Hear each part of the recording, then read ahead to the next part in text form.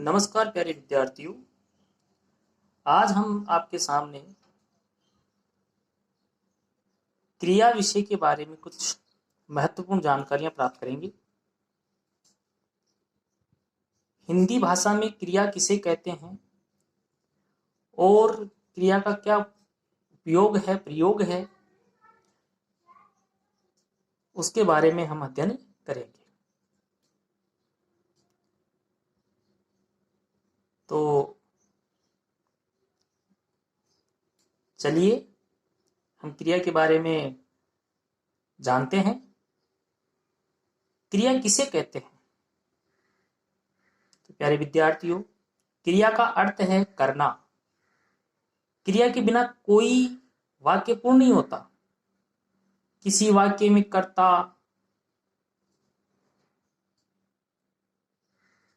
कर्म, काल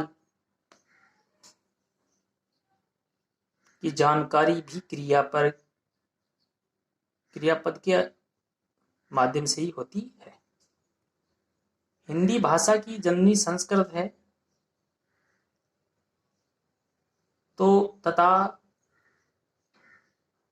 संस्कृत में क्रिया रूप को धातु कहते हैं। जैसे आप देख रहे हैं, क्रिया पदों का मूल रूप ही धातु है। धातु में ना जोड़ने से हिंदी के क्रियापद बनते हैं, जैसे पढ़ प्लस ना पढ़ना, उठ प्लस ना उठना आदि। तो हम पहले क्रिया की परिभाषा देखते हैं। जिस शब्द से किसी कार्य के करने या होने का बोध हो उसे क्रिया कहते हैं। अब क्रिया के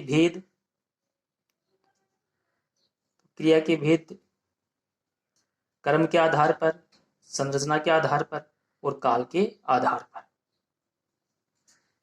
पहला टॉपिक हम कर्म के आधार पर लेते हैं। तो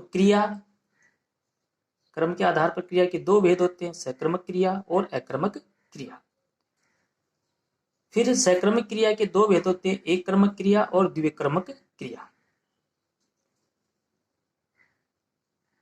दूसरी है संरचना के आधार पर क्रिया। तो इसमें क्रिया के 5 भेद हैं: संयुक्त क्रिया, नाम धातु क्रिया, प्रेरणार्थक क्रिया, पूर्वकालिक क्रिया और कृदंत क्रिया। तीसरी क्रिया है आपकी काल के आधार पर, भूतकालिक क्रिया, वर्तमानकालिक क्रिया और भविष्यकालिक क्रिया।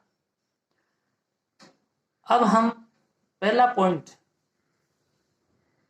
या पहली क्रिया कर्म के आधार पर पढ़ेंगे। क्रिया शब्द का फल किस पर पड़ रहा है, वह किसे प्रमाणित कर रहा है, इस आधार पर किया जाने वाला भेद कर्म के आधार पर क्रिया के भेद के अंतर्गत आता है। या इसकी परिभाषा देखें, क्रिया के जिस व्यापार का फल कर्ता पर न पड़ करके कर्म पर पड़ता हो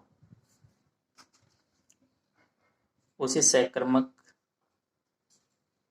क्रिया कहते हैं।